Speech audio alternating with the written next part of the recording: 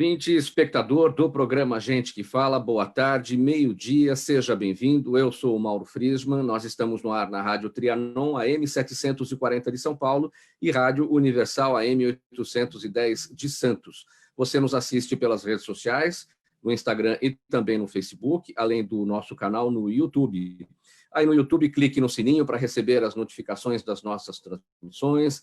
Ouça também os nossos podcasts disponíveis no blog gentequefala.com.br e, a partir de agora, interaja com o programa pelo WhatsApp 973350038 e também pelas redes sociais, Instagram e Facebook, marcando a hashtag Programa Gente que Fala.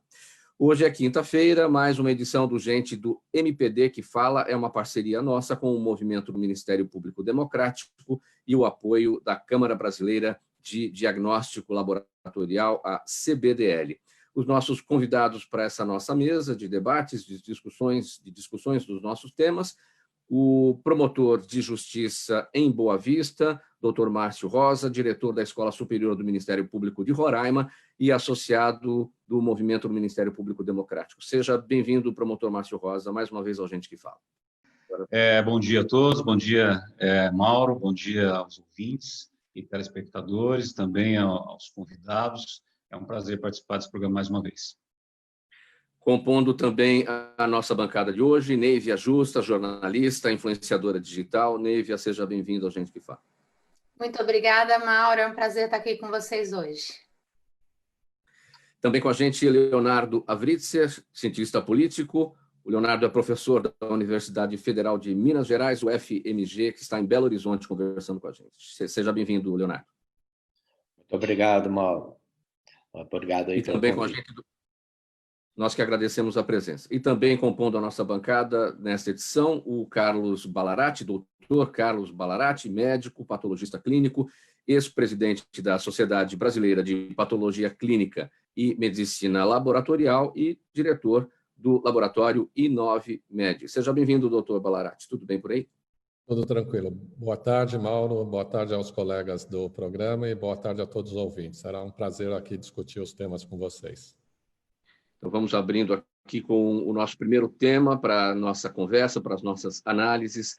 A Agência Nacional de Águas irá assumir o controle do setor de saneamento, atribuição que lhe foi conferida pelo marco regulatório votado ontem no Senado Federal. As novas funções vão desde propor modelo de agências reguladoras estaduais e municipais, até estipular normas para o cálculo de tarifas e metas de universalização do acesso à água e esgoto. Alçado ao status de prioridade pelo presidente Jair Bolsonaro esta semana, o projeto busca a universalização do saneamento básico no país por meio de capital privado.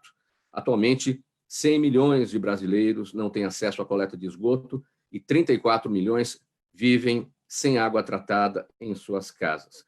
Eu começo com o doutor Ballarati. Doutor, esse assunto, saneamento básico, evidentemente, tudo a ver com questão de saúde pública, né? Estamos no caminho correto agora? Qual a sua expectativa agora que saiu o marco regulatório em definitivo deste setor? Bom, Mauro, eu acho que nós demos um grande passo para a saúde. Não é só o marco regulatório do saneamento básico, mas se você levar em consideração que a OMS considera que cerca de 1,7 milhões de crianças morrem por ano, abaixo de 5 anos, por falta de saneamento básico, é um dado muito importante. E para cada $1 que a gente aplica em saneamento básico, a gente economiza 4 em saúde. Esses $4 em saúde podem ser redirecionados para outros programas de saúde. Eu acho que o Brasil deu um grande passo para isso. Acho que as doenças evitáveis por um bom saneamento básico, por dar acesso às pessoas a uma água tratada ou um esgoto, desde diarreia, hepatite e doenças parasitárias, vão diminuir bastante no Brasil. Isso vai ajudar ao Sistema Único de Saúde a diminuir bastante, a aumentar a sua oferta para outros tipos de internações que não sejam provenientes dessa fonte. Então, eu acho que esse é um dia histórico no Brasil. Se eu não me engano, depois de 20 anos de discussões, a gente conseguiu aprovar isso no Senado e já está indo para a sanção do presidente e, fora isso, vai trazer muitos investimentos ao Brasil, gerando empregos. Então, eu acho que isso é uma medida sanitária que impacta não só a saúde, mas impacta também o investimento em todo o país. Qual é a relação que o senhor falou de investimento a cada dólar investido? A cada dólar que se investe em saneamento básico, ou seja, a você dar água tratada e esgoto tratado à população, você consegue economizar até 4 dólares no tratamento da saúde. Então, isso, na realidade, você acaba injetando não só em saneamento, mas também injetando em saúde um dinheiro considerável, né? Considerando esse número que o governo calcula que a aprovação do projeto pode destravar 600 bilhões de reais em investimentos no país. Transportando essa relação para este número, em quanto tempo a gente poderia ter um bom resultado? Eu acho que depende muito também de quanto não é imediatamente que você faz saneamento básico. Saneamento básico depende de obras muitas vezes extensas, né? Mas eu acho que ao longo de um período de 5 a 10 anos, o Brasil já vai começar a ter os seus primeiros resultados, diminuindo a nossa mortalidade infantil e aumentando a nossa capacidade do sistema de saúde de reaproveitar esse dinheiro gasto nessas doenças para redirecionar para outras diretrizes. Promotor Márcio Rosa, a sua expectativa em relação a tudo isso, e considerando este valor de 600 bilhões de reais que o governo calcula em investimentos no país, no setor, também é dinheiro que começa a vir a partir deste momento, em que é importante a entrada de valores para superar a crise da pandemia do coronavírus também, né? Olha, eu vejo com ceticismo.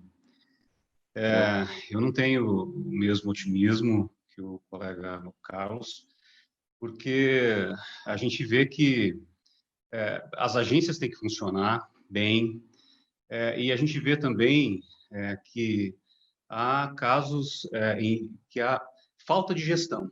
Eu acho que o grande problema do Brasil é falta de gestão, inclusive, do serviço público, né? A gente vê que o Brasil não deu conta ainda de resolver esse problema até hoje, e eu não sei se a iniciativa privada o fará. Sim. Seu entendimento, Leonardo?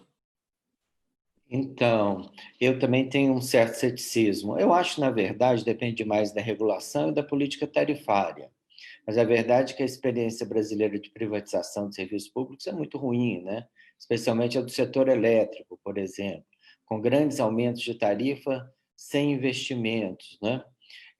Por outro lado, também o setor de saneamento, a gente precisa ver qual vai ser a lógica, né? Se pequenas cidades que não podem dar muito recurso econômico, como que vai ser feito o acesso a essas cidades, né? Então, a gente tem aí um conjunto de problemas que me parecem de difícil solução, né? Eu acho que, na verdade, é preciso que o marco regulatório tenha alguma compensação, né? Porque, senão, vai ser uma privatização daqueles lugares onde a água já está acessível, com muito pouca ampliação da rede, né?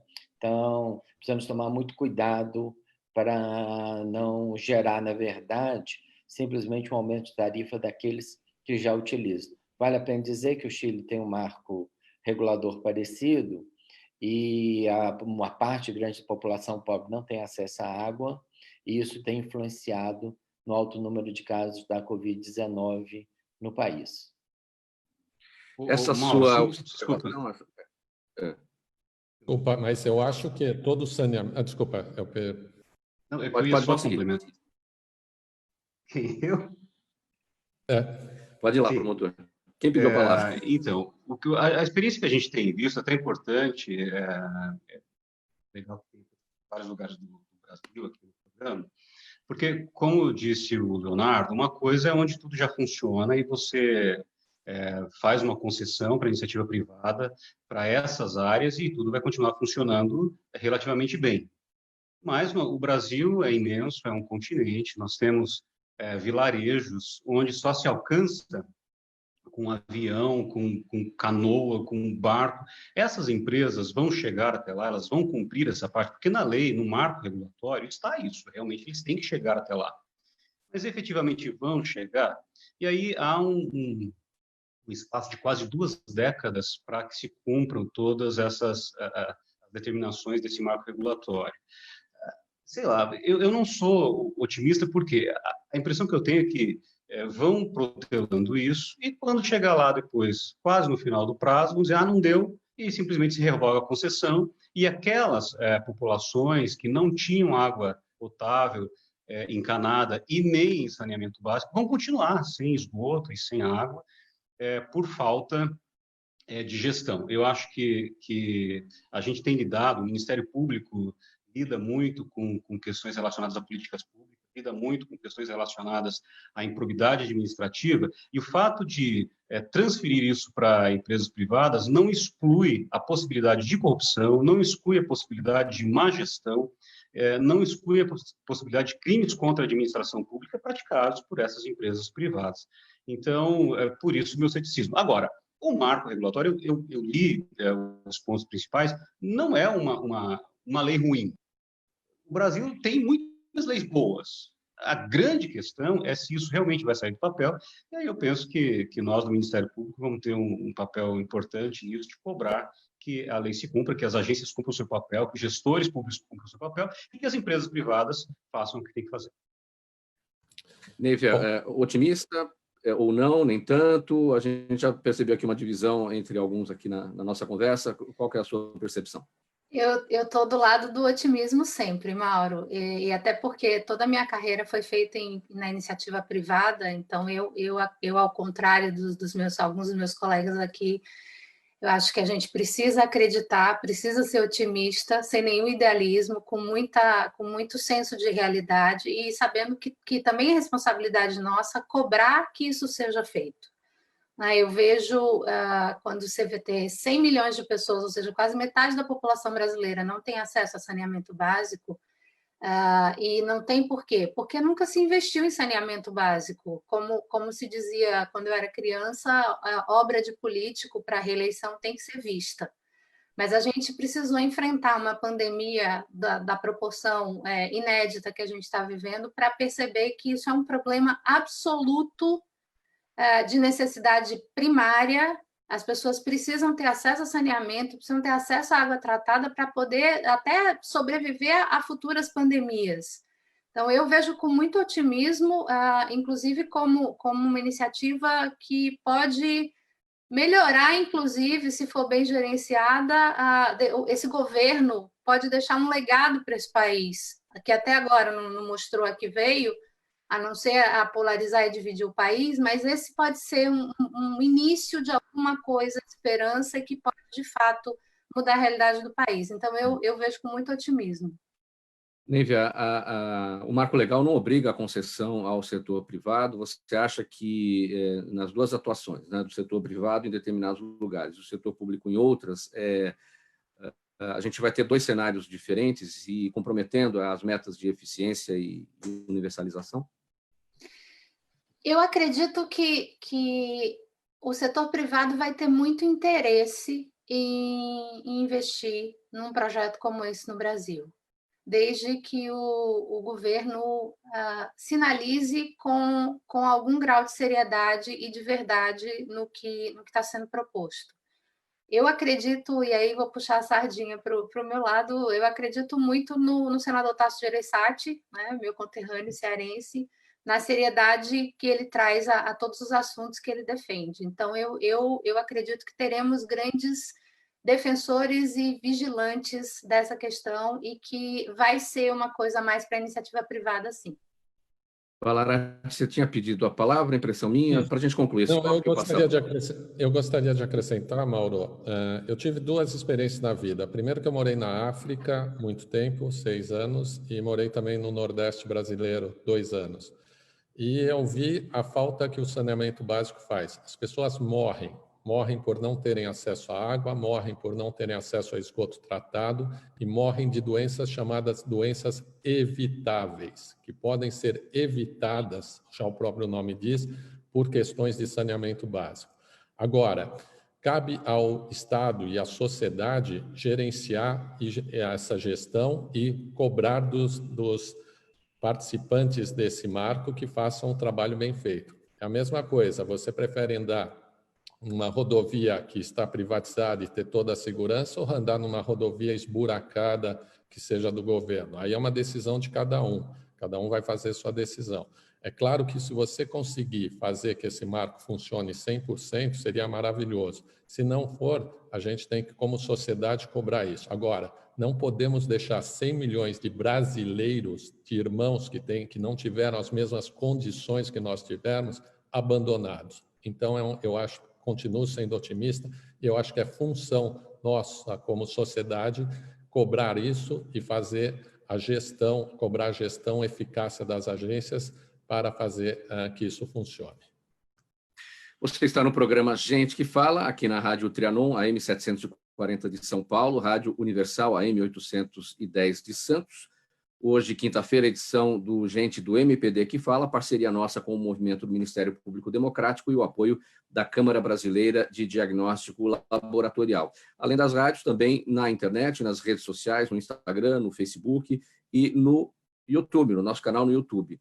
Marque aí o sininho para receber as notificações sempre de todas as nossas transmissões. Seguindo aqui para mais um tema da nossa avaliação, o aumento drástico do número de infectados pelo coronavírus preocupa governos do mundo inteiro que apostam na testagem em larga escala para controlar a taxa de infecção e monitorar o avanço da doença. No entanto, o aumento nos resultados falsos negativos tem sido alto e sua consequência pode ser catastrófica. A subnotificação de casos devido aos falsos negativos pode gerar, por exemplo, o afrouxamento precoce de distanciamento social ou fazer com que um paciente contaminado não tome os devidos cuidados com os outros e, claro, consigo mesmo. Novamente, Ballarati, com você, o que é pior, o falso negativo ou a falta de testagem? Bom, vamos lá. Primeiro, a gente vai ter que entender qual é a utilidade do teste. Nós temos 2 tipos de testes básicos para coronavírus, nesse caso específico.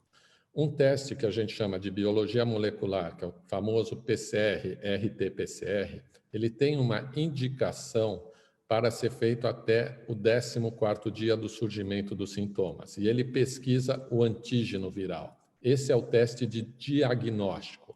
Ele pode dar falso positivo? Pode, mas são raros os casos de falso positivo. Depende muito de uma coleta bem adequada e de um teste, da especificação e sensibilidade do teste bem acurado, também com controle de qualidade. A partir do 10º dia, do 14º dia de infecção, o paciente começa a ter o seu desaparecimento do vírus circulante e começa o organismo a ter o surgimento de anticorpos. Nesse caso, o primeiro anticorpo a surgir é da classe IgM e depois, pelo 21º dia, o da classe IgG. Esse sim vai dar a predisposição, vai mostrar se o paciente teve ou não contato com o vírus. Então, é um teste sorológico. Não existe um teste perfeito. Tem teste que tem que ter a sua indicação certa, no momento certo, para paciente certo. Fazendo uma analogia, você prefere ter uma Ferrari ou um Land Rover? Na realidade, depende muito onde você vai andar. Se for andar na floresta amazônica, na transamazônica, eu prefiro ter um Land Rover. Se for andar numa autobahn alemã, eu preciso ter uma Ferrari. A mesma coisa acontece com o teste laboratorial. Ele tem uma indicação para isso. Resultados falsos negativos podem ocorrer, falsos positivos podem ocorrer. No caso específico do coronavírus, o que a gente tem que ter é uma testagem da população para entender como está caminhando a epidemiologia na nossa sociedade. Ou seja, como está a população, se ela já está reagindo, já está formando anticorpos, ou se a gente ainda continua numa fase de crescimento da transmissão. Então, a testagem em massa é super importante para a gente entender não a fotografia que a gente tem do momento, mas sim todo o filme que a gente tem do momento da epidemiologia do coronavírus, da epidemia do coronavírus. Leonardo, você está em Belo Horizonte. Eu queria uma análise sua do que está acontecendo, porque a gente tinha Minas Gerais como um dos estados mais apresentando os melhores resultados aí na questão do combate, na questão do isolamento social, e o cenário virou. Não, então, na verdade, o estado de Minas Gerais, a gente tem que separar Belo Horizonte do resto do estado, né? Então, Belo Horizonte tomou, de fato, medidas muito cedo de isolamento, né?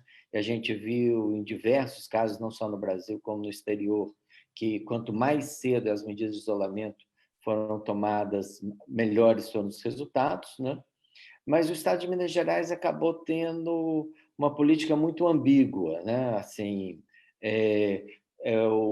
vamos dizer, nós não tivemos, nós podemos dizer, em termos de ciência política, que nós temos, vamos dizer, 3 tipos de arranjos políticos ou institucionais nessa questão do coronavírus. Quando governador e prefeito concordam, quando governador e prefeito discordam, né? E quando governador e prefeito concordam, mas a gente ainda tem, vamos dizer, a dimensão federal, que no Brasil está muito complicado. Então, no caso aqui, o que aconteceu? O prefeito é muito mais, vamos dizer, criterioso em relação à Covid-19 do que o governador, mas o governador tem tido problemas na Assembleia Legislativa, tem apoiado mais o prefeito de Belo Horizonte. Com isso, tivemos dados bons em Belo Horizonte, né? Por exemplo, ou mesmo em Minas Gerais. Chegou um momento, no começo de abril, que o número de casos em Minas Gerais era 1/10 do número de casos no Ceará, que é um estado com a população muito mais baixa, que a gente sabe que também está gravemente afetado, né? Agora, temos alguns problemas adicionais. Por exemplo, o número de leitos em Belo Horizonte. Belo Horizonte é uma cidade com muito menos impacto no estado de Minas Gerais do que a cidade de São Paulo tem no estado de São Paulo, ou a cidade do Rio de Janeiro tem no estado do Rio de Janeiro. A cidade tem 13% da população do estado, né? Então, o que acontece? Acontece que, à medida que a região metropolitana de Belo Horizonte antecipou a abertura e também outras cidades de porte médio, isso acabou comprometendo, ou pelo menos pressionando muito fortemente, o sistema de saúde público da cidade de Belo Horizonte. E o estado de Minas Gerais fez pouco em relação a hospitais regionais, né? Que teria sido, vamos dizer, uma ideia boa, né? Mas que ela precisa de tempo para ser implementada, né? Então, hoje se você ler a Folha de São Paulo de hoje, Minas Gerais é o estado no Brasil com o maior número de utilização de leitos de UTI, 91%. Sim. Qual a situação em Roraima, promotor Márcio Rosa, e qual a relação que você guarda de Roraima com São Paulo? Está fechado o microfone, promotor. Aqui nós demoramos um pouco a ter um número grande de casos. E só para contextualizar os colegas do programa, que estão participando do programa, e os ouvintes, Boa Vista é uma cidade que tem 400 mil habitantes e o estado de Roraima tem 600 mil habitantes. Então, 2/3 da população do estado está na capital. E as cidades do interior são realmente muito pequenas e sem nenhuma estrutura. E nós demoramos um pouco a ter um número expressivo de casos, mas, de repente, os casos começaram a se multiplicarem. Hoje nós temos diagnosticados mais de 10 mil casos e mais de 271 mortes até ontem. É um número alto de mortes de casos para uma cidade que tem 400 mil habitantes. Realmente, proporcionalmente, bem ruim o resultado. Nós temos apenas um hospital de grande porte aqui no estado, que é o Hospital Geral de Roraima, e a UTI está full, está 100% ocupada, com casos de Covid. E ontem não, no início da semana, foi segunda-feira, foi aberto, inaugurado, por assim dizer, ou iniciadas as atividades de um hospital de campanha da Operação Acolhida. Também para contextualizar, a Operação Acolhida foi uma operação iniciada no governo Temer para a questão migratória, né, da onda grande de imigração que houve de venezuelanos aqui para o Brasil, tendo como porta de entrada o estado de Roraima. Nós recebemos aqui mais de 100 mil imigrantes. Veja o impacto de uma cidade de 400 mil habitantes com 100 mil imigrantes e muitos deles sem lugar para ficar e moradores de rua. Então, a Operação Acolhida veio para fazer a interiorização desses imigrantes, para levá-los para outros lugares do Brasil e também para colocá-los em abrigos, né? Nós temos 13 abrigos hoje para acolher imigrantes aqui no estado. Bom, a Operação Acolhida, quando começou a pandemia, transferiu o hospital de campanha que havia em Pacaraima, cidade que é a divisa do Brasil com a Venezuela, transferiu esse hospital de campanha para a capital para atender os casos de Covid. Só que, enfim, mais uma vez a questão da burocracia pública demorou mais de 2 meses para iniciar as atividades. Ou seja, esse hospital de campanha vem com 2 meses de atraso, agora começou a atender os primeiros casos. Então, ele vai servir para casos de baixa e média complexidade, tirando, então, desafogando um pouco o Hospital Geral de Roraima. E eu acredito realmente que a gente precisa de mais testagem. Nem todo mundo tem condição de testar, algumas pessoas já relataram, inclusive para o Ministério Público, que tem atuado nesse campo, que vão até uma unidade de saúde e não conseguem ser testados, e é importante testar para a gente saber se há realmente uma subnotificação, que eu acredito que há. Boa Vista é uma cidade pequena, a gente conhece muitas pessoas que estão testadas positivo e na casa todos estão com sintomas, mas só um foi testado. Então, você multiplica por 5, 6 e o número é bem grande. Neivia, eu vou fazer aqui uma brincadeira, um trocadilho com o seu sobrenome, mas, olha, mais de 1.100.000 casos até agora no Brasil, a gente já está se aproximando de 54.000 mortes, falta de testagem e brigas políticas por conta disso tudo. Em quem você daria uma justa causa? Nossa, isso é difícil, né? Mas acho que a justa causa principal seria nesse desgoverno e nessa falta de entendimento do papel do que é ser político numa situação como essa. Né? Entender que você é um legítimo representante de toda uma população que está sofrendo de maneiras absolutamente injustas e em diferentes proporções de uma pandemia. Nós somos privilegiados, nós estamos isolados em casa, temos acesso à comida, à moradia, a saneamento básico, à internet, podemos trabalhar de casa. E quem não pode?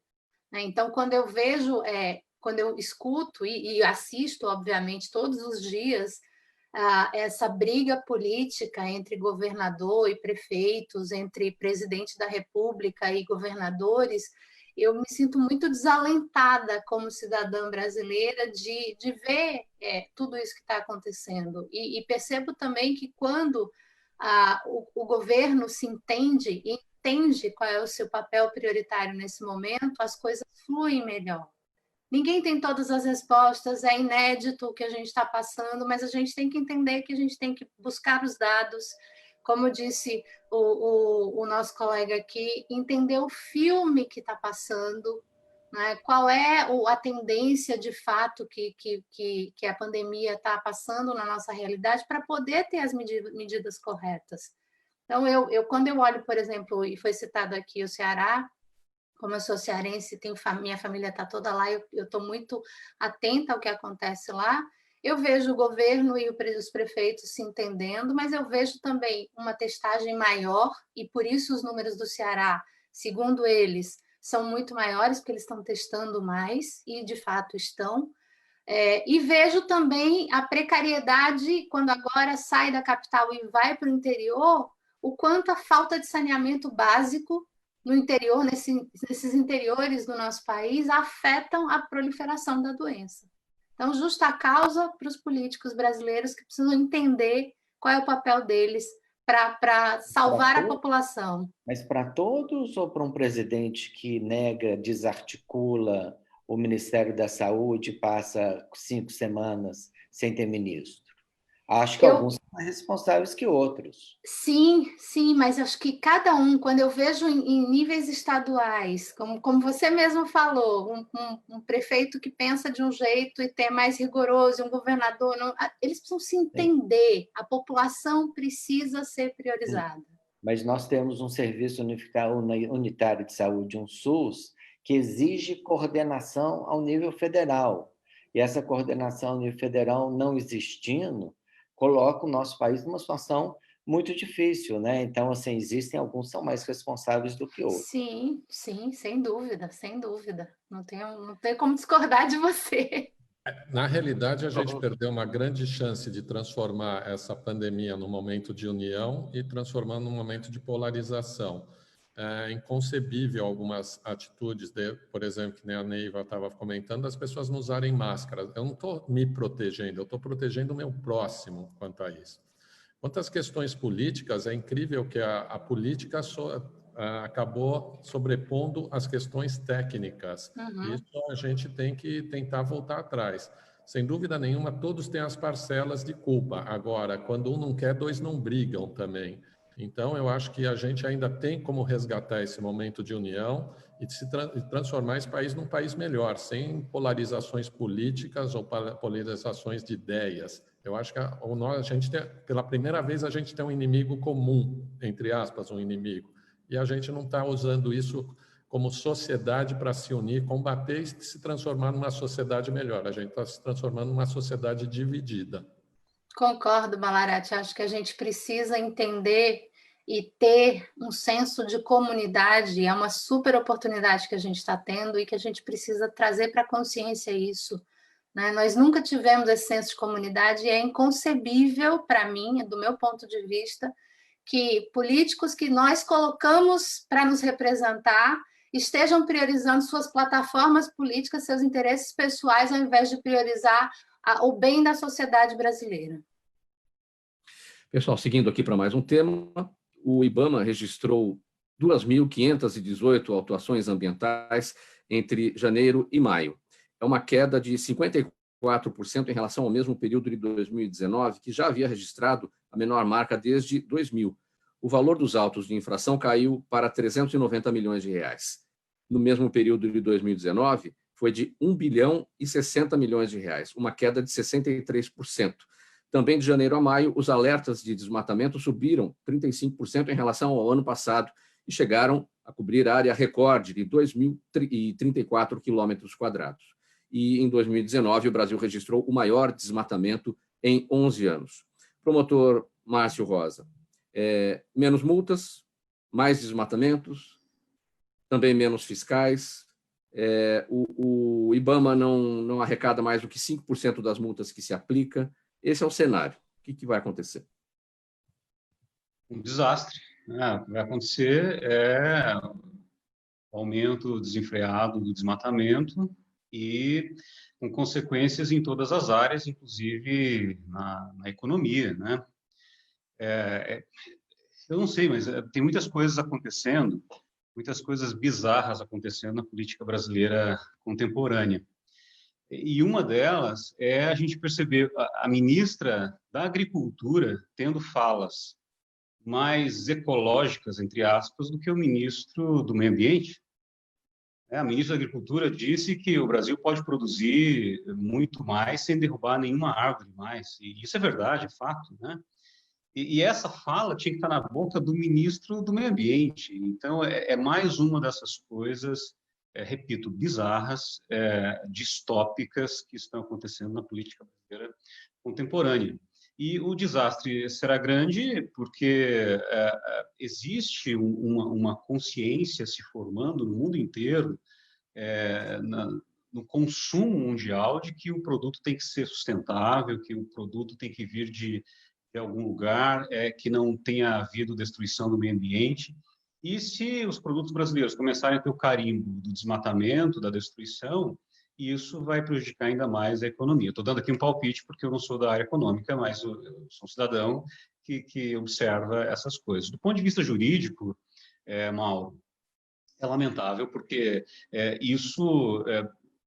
Poderíamos dizer que é uma prevaricação do IBAMA? Eu acho que não. Eu acho que é falta realmente de estrutura, falta de uma vontade política do Poder Executivo, desde o seu mandatário máximo até passando pelo Ministério do Meio Ambiente, chegando até o IBAMA. Então, falta essa disposição de realmente combater o desmatamento. E a gente tem ouvido falas, inclusive... do meio ambiente, estimulando isso, né? Estimulando o desmatamento, que tem que desmatar mesmo, tem que ir adiante, e isso é desastroso do ponto de vista jurídico, do ponto de vista econômico e ambiental, que é algo que nos afeta a todos, né? Ainda falta no Brasil essa consciência de que você destruir, você prejudicar, você mexer com o meio ambiente aqui não vai nos afetar tão somente, mas vai afetar o globo, porque as coisas estão interligadas e o que nós fazemos aqui afeta outros lugares, outros continentes e vice-versa. Então é terrível. O que podemos esperar? Um desastre. Avaliação da ciência política, Leonardo, o que o promotor Márcio Rosa destacou agora, o que está na fala da ministra Tereza Cristina, o que deveria estar na fala do ministro Ricardo Salles. É o que a gente vê, uma parte de ministros ideológicos e outra parte de ministros mais práticos, mais pragmáticos. Essa diferença de situação de discurso dentro do governo, qual é a implicação? Na verdade, assim, é interessante. O Brasil sempre teve um certo equilíbrio entre um ministro da Agricultura e um ministro do Meio Ambiente. A princípio, o ministro da Agricultura ele é um pouco menos conservacionista, o ministro do Meio Ambiente um pouco mais conservacionista, e faz sentido esse equilíbrio, né? O problema é que essa ala mais ideológica do governo do presidente Jair Bolsonaro, ela, na verdade, não faz política, né? Ela usa cargos políticos para fazer ideologia, né? Então, se você perguntar para o ministro do Meio Ambiente qual que é a política ambiental dele, ele não vai saber te responder. Como, infelizmente, por exemplo, o ministro da Educação também não sabia responder qual que era a política dele para o ensino superior, né? Então, é importante a gente valorizar os membros do sistema político nosso que o governo tem, né? E aí é interessante que a própria ministra da Agricultura, né, passa a ter uma posição mais responsável e mais moderada do que o próprio ministro do Meio Ambiente, né? Então, a situação do país não é fácil, né? Porque nós estamos vivendo uma crise tripla, né? Nós temos uma crise sanitária, nós temos uma crise política e nós temos uma crise econômica que ainda não se manifestou plenamente, mas irá se manifestar no segundo semestre desse ano, né? Então, seria interessante que o governo apontasse caminhos para o país, né? Ou como a Nívia falou, que o governo tentasse colocar para o país políticas que pudessem unir o país um pouco mais, né? Mas isso não acontece. Então, a gente vê que, nesse momento, inclusive, existe um aumento da tentativa de ampliar o desmatamento, que provavelmente vai se ampliar, porque o período de auge do desmatamento no Brasil é sempre os meses de seca, né? Julho e agosto, né? Então, nós estamos aí na beira de um processo que pode ser muito ruim para o país e que vale a pena também dizer, né, eu responderia um pouco, ou comentaria a fala do Dr. Carlos, que pode ser que o Brasil tenha um ótimo marco de saneamento e que não tenha investimento porque um conjunto muito grande de grandes atores econômicos internacionais hoje estão dizendo que irão parar de investir no Brasil se ele não cuidar da sua área ambiental, né? Fundos de investimento norte-americanos e europeus controlam quase 10 trilhões de dólares em recursos, já fizeram esse tipo de afirmação, né? Então, você pode até ter alguns marcos interessantes ou até possibilidades de investimento, mas a Europa e os Estados Unidos estão levando muito mais a sério do que o Brasil a questão do desmatamento. Pessoal, eu vou caminhar aqui para mais um tema, para as nossas discussões, para as análises de vocês. Temos perguntas aqui da nossa audiência também nas redes sociais. É o seguinte, o tema agora. Com 9 deputados na Câmara, os integrantes do PSC cobraram ontem, num café da manhã com o presidente Jair Bolsonaro, mais espaço no governo em troca do apoio que tem dado em votações. O deputado Ottoni de Paula afirmou que o partido quer tratamento igualitário no governo em relação aos outros partidos. Nos últimos meses, Jair Bolsonaro passou a negociar cargos em ministérios e autarquias com siglas do chamado Centrão, formado por PP, PL, Republicanos, PTB, Democratas, Solidariedade e PSD. Nem via justa, essa fala aqui do deputado Ottoni de Paula, pedindo tratamento igualitário em relação aos outros partidos, significa que a fatura está chegando mais cedo para o governo do que deveria? Sem dúvida nenhuma, Mauro. Eu acho que o nosso velho fisiologismo está mostrando a sua face com todo vigor, né? O presidente, quando assumiu, acho que quis impor por decreto pessoal que seria diferente. Ele mesmo, fruto do total fisiologismo político desse país, de 2 décadas, acho que 2 décadas e meia de mandatos, né? Sem nenhuma ação efetiva de mudança de realidade, e a gente vê que ele é igualzinho a todos os outros, talvez um pouco pior, porque está querendo impor essa ideologia sem nenhum projeto, como já disse o Leonardo, de nação, sem nenhum projeto ambiental, sem nenhum projeto educacional, sem nenhum projeto sanitário, de saúde. Então, é muito distópico, de fato, como disse o nosso promotor aqui, a essa realidade que a gente está vivendo. Então, infelizmente, voltamos à pior face do fisiologismo político brasileiro. Leonardo, o mesmo questionamento, essa aproximação do presidente Jair Bolsonaro com o Centrão e a partir dessa fala do deputado Ottoni de Lima, significa que a fatura para o governo está chegando antes? Eu queria fazer 2 comentários aqui. Em primeiro lugar, que me incomoda muito esse nome Centrão, porque o Ottoni de Centrão Paula, foi o Ottoni de Lima, né? dá a impressão, frequentemente esse nome Centrão dá a impressão de que o centro é ruim para a democracia, quando, na verdade, eu acho que o centro é muito importante para a democracia. Toda democracia precisa de forças políticas que juntem esquerda e direita, conservadores e radicais, né? Então, o problema não é, na verdade, o centrão, o problema é o fisiologismo, o clientelismo, na verdade, esses esquemas porteira fechada de distribuição de cargos sem nenhuma capacidade de realização ou de implementação de projetos políticos. Então, você vê que uma das primeiras pessoas que foi indicada pelo Centrão, um ex-político que não conseguiu se reeleger do estado de Pernambuco, né? Imediatamente existiam suspeitas em relação a ele de desvio de recursos públicos, né? Então, o governo Jair Bolsonaro ele se encontra numa situação complexa, porque ele não consegue implementar políticas em certas áreas, como a Nívia falou, por causa dos seus membros ideológicos, e não conseguirá implementar em outras devido às concessões que ele está fazendo para o Centrão.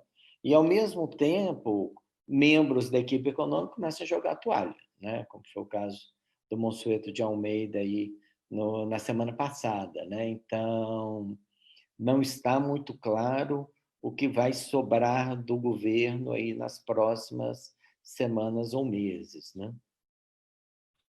Você quer comentar alguma coisa dentro do seu escopo aí, Balarati? Você pula porque não está na sua área. Não, eu posso comentar como cidadão. Eu acho extremamente triste o país ir por um caminho desse, onde a gente deixa de ter cargos técnicos ocupados e ser loteado por cargos políticos. Eu acho que falta realmente uma conduta mais técnica para tirar a gente desse atoleiro que nós estamos. Promotor Márcio Rosa. Mesma coisa, eu comento como cidadão, né? O que a gente vê é a negação clara, aberta, do discurso que levou a essa campanha vitoriosa do presidente da República, né? O discurso, apesar de ser muito pouco, muito raso, havia esse discurso, ou pelo menos havia esse entendimento das pessoas. As pessoas percebiam ou queriam perceber que era uma política que seria diferente, que não haveria o tomar lá da cá, que não haveria ação, etc, etc. E o que a gente vê é a negação de tudo isso, né? Não houve um compromisso, de fato, com o discurso que levou à campanha vitoriosa. E isso é lamentável, terrível. Voltamos ao mais do mesmo. É um cinismo escancarado, né? Como a gente nunca viu. Eu, pelo menos, Desde que eu acompanho política nos últimos 35 anos, eu nunca tinha visto um nível tão escancarado de cinismo e de inconsequência. A Justiça do Distrito Federal determinou ao presidente Jair Bolsonaro o uso obrigatório de máscaras em espaços públicos. A ação foi movida pelo advogado Vitor Mendonça Neiva, que argumentou que a União não tem imposto a seus mais de 70 mil servidores o uso de máscaras faciais obrigatórias desde o decreto assinado pelo governador Ibanez Rocha, do Distrito Federal. Mendonça alegou ainda que a mesma conduta era adotada por Bolsonaro, que não tem feito uso do equipamento em atos públicos. Bom, é mais um passo, não é, Ballarati, considerando a multa que o ex-ministro Weintraub também levou por conta disso? Na realidade, é aquele assunto que nós tratamos anteriormente. Existe um negócio chamado coletividade. Você não é só responsável pela sua vida, mas você também tem que ser responsável pela vida do seu próximo. No caso do uso de máscara, isso é uma boa prática, né? Já disseminada, já comprovada cientificamente.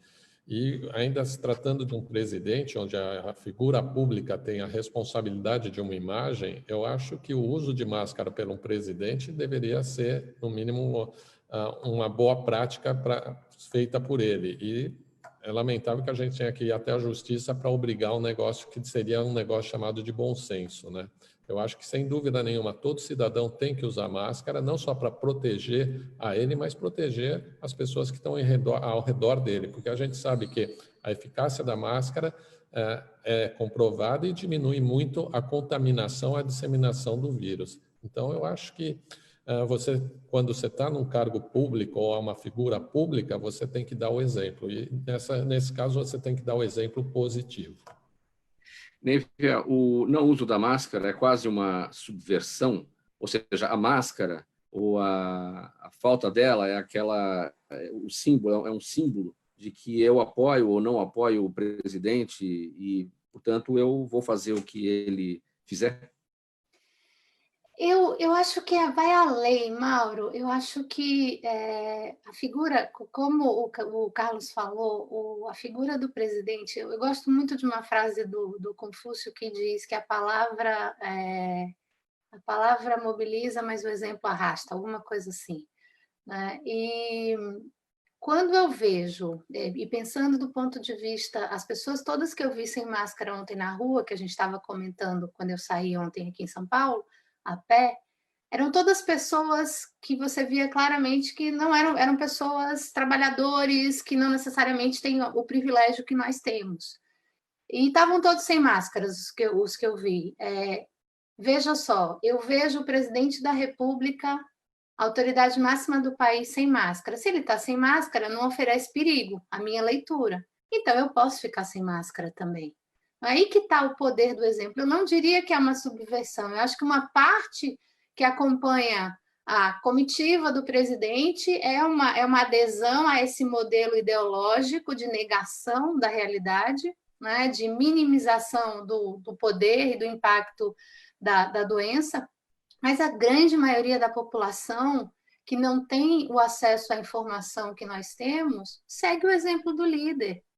Então, é uma tristeza. E, de fato, nós não temos esse hábito de pensar que eu preciso usar a máscara para proteger quem está ao meu redor, que é um hábito que os asiáticos têm muito grande, um respeito muito grande pelo coletivo, eles já usam máscara há muitos anos, ficou gripado, usa máscara para sair num ambiente que está todo mundo. Então, a gente precisa aprender isso. Agora, de fato, ter que obrigar judicialmente o presidente da República a usar máscara é de uma distopia absoluta. Nem os maiores roteiristas de House of Cards pensariam nisso. Pessoal, perguntas aqui da nossa audiência, chegando, pessoal que está nas redes sociais, no Instagram, no Facebook, acompanhando pelo YouTube e também pelas emissoras, pela Trianon e pela Universal.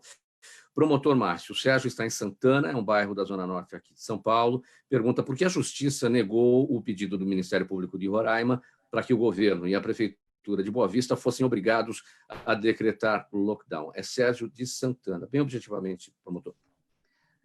Existe na justiça decisões muito díspares, muito contraditórias acerca disso, até porque essa é uma questão que exige estudos científicos e sequer na ciência existe consenso absoluto, né, sobre essa questão. E os gestores aqui em Roraima já estavam adotando algum isolamento social, e houve o pedido para fechar completamente. A justiça entendeu que não era o momento de deferir liminarmente aquilo, e aí mandou citar o Estado e o município para que o Estado e o município respondessem a respeito. Mas o fato é que a justiça não pode o tempo todo tomar o lugar dos gestores. Os gestores é que têm que ter consciência, os gestores é que têm que implantar a política pública, os gestores é que têm que ter a iniciativa de trabalhar para proteger a população. A justiça é uma salvaguarda, ela não pode tomar o lugar do executivo, e por mais que eu entenda que às vezes é necessário a justiça determinar, como de fato agora com o presidente, né, determinou que ele usasse a máscara, às vezes é necessário, mas não dá para a justiça tomar o lugar dos executivos. Os executivos têm que assumir a sua responsabilidade, adotar a política entender correta e depois tanto colher os frutos como também o prejuízo disso. Leonardo, a Vânia está no bairro da Lapa, aqui em São Paulo, zona oeste aqui da capital. Ela pergunta, na briga política que envolve a Covid-19 no Brasil, todo mundo vai perder? Bom, acho que sim, né? Nós, como país, estamos perdendo, né? Se nós perdemos 50 mil vidas, não tem como o país ser vencedor nisso. Nós também temos uma outra questão que é importante, né? Assim, a Áustria fez praticamente 30 dias de isolamento, controlou a Covid. A Alemanha, um pouco menos que 40. Portugal, um pouco mais de 40. E esses países retomaram suas atividades econômicas. Nós, na verdade, estamos quase fazendo uma quarentena infinita. Ou seja, porque, na verdade, a gente faz essa chamada quarentena meia-boca, né, para utilizar esse termo popular, né, o que acontece? Nós não temos condição de retomar a nossa economia a pleno vapor, né? Então, o Brasil está sendo duplamente perdedor. Ele é perdedor porque vidas perdidas são irreparáveis, mas ele também é perdedor porque ele não consegue reorganizar a sua atividade econômica, porque, na verdade, nós não conseguimos sair desse platô. Se é que nós estamos num platô, né? Isso talvez seja polêmico. Mas como nós não conseguimos baixar os dados e, vamos dizer, diminuir, mudar a direção da nossa curva, nós não conseguimos retomar a economia a pleno vapor. Então, eu acho que sim, todos perdem. Doutor Balarati, a Adriana está em São Vicente, é Baixada Santista, ela acompanha a gente pela Rádio Universal em 1810 e ela quer saber o seguinte: que tipo de medidas de combate à Covid-19 os governos poderiam adotar se houvesse uma testagem em massa? Aí, nesse sentido, eu vou complementar que o governo anunciou o programa de testagem em massa e o objetivo é testar cerca de 24% da população, em torno de 50 milhões de pessoas. Sua palavra, doutor. Bom, depende muito, Adriana, depende muito dos resultados dessa testagem em massa.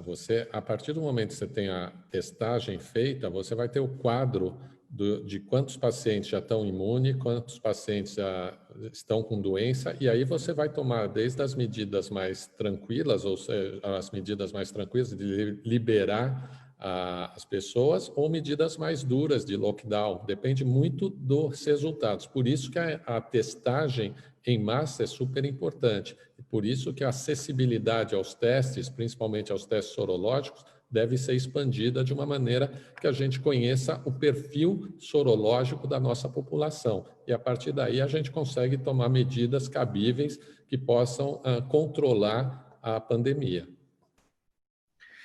Neivia, Paulo Vieira, nossa audiência no Facebook, ele quer saber se as fake news são o maior desafio do jornalismo atual. Sem dúvida, Paulo. A fake news é uma praga, né? E quando você tem todo um sistema, inclusive produzindo fake news, trabalhando para produzir fake news, para desinformar a população, num país como o nosso, que tem um índice altíssimo de analfabetismo ou de funcional, de analfabetos digitais, e uma população que acredita em tudo que recebe pelo WhatsApp, a gente começa a ter uma epidemia de fake news que é dificílima de combater. Então, para nós jornalistas, eu e o Mauro sabemos muito bem disso e vivemos isso todos os dias com uma intensidade maior do que a maioria da população, é realmente assustador o nosso desamparo nesse momento de poder combater isso. Balarati, a Ana Silvia está no YouTube acompanhando a gente e ela quer saber por que aqui em São Paulo estão sendo liberados a reabertura dos comércios, sendo que os casos estão aumentando. Boa pergunta.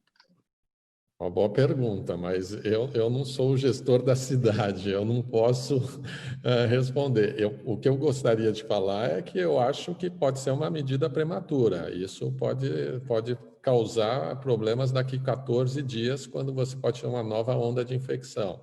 Eu acho que, volto a insistir, nós só tomamos medidas de gestão se a gente tiver dados. E no caso do coronavírus, eu acho que o dado vem da testagem da população em massa. Países que testaram maciçamente sua população tomaram condutas que foram mais efetivas no combate à pandemia.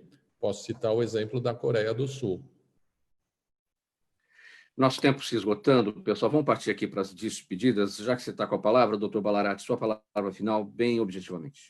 Bom, eu agradeço a participação, agradeço aos colegas. Eu acho que numa sociedade democrática, todo debate é muito bem-vindo, e principalmente quando o debate tiverem ideias não conflitantes, mas ideias que podem acrescentar, embora não sejam na mesma direção. Eu acho que isso que faz a democracia crescer, isso que faz a gente crescer como sociedade. E, para finalizar, eu acho que a gente, como sociedade, tem que se unir para combater esse, abre aspas, inimigo comum que é o coronavírus. Boa tarde. Promotor Márcio Rosa, sua palavra final.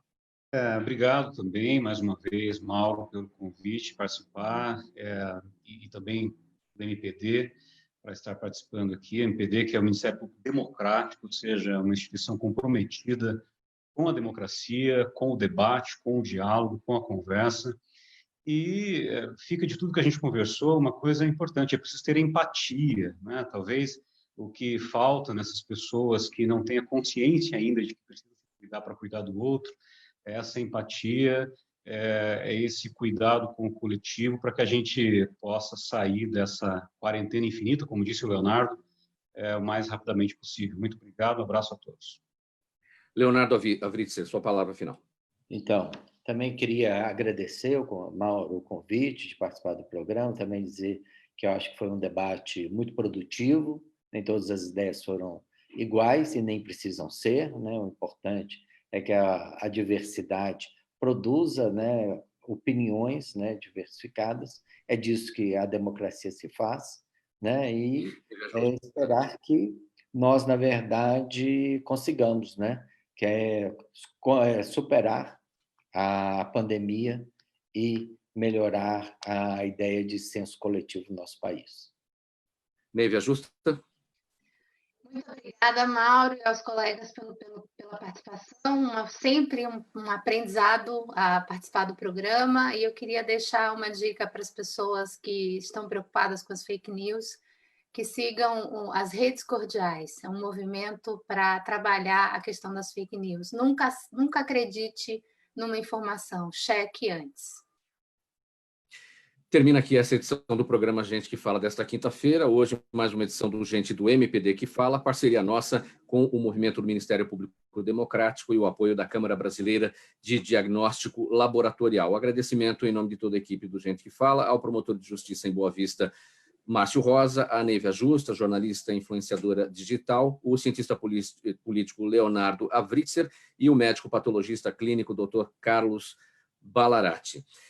Fazendo aqui uma chamada sobre a nossa live a partir das 18h com o jornalista Ricardo Godoy. Hoje o Godoy vai entrevistar o especialista em comunicação, o escritor Matheus Jacó, que vai falar sobre a comunicação que será o grande pulo do gato do chamado novo normal no pós-pandemia. Eu não tenho tempo aqui mais para a leitura da nossa ficha técnica, mas só o agradecimento a todos pela audiência, vocês pelas rádios e também pelas redes sociais, ouvintes, espectadores, a razão da nossa presença aqui todos os dias. Tchau, até amanhã.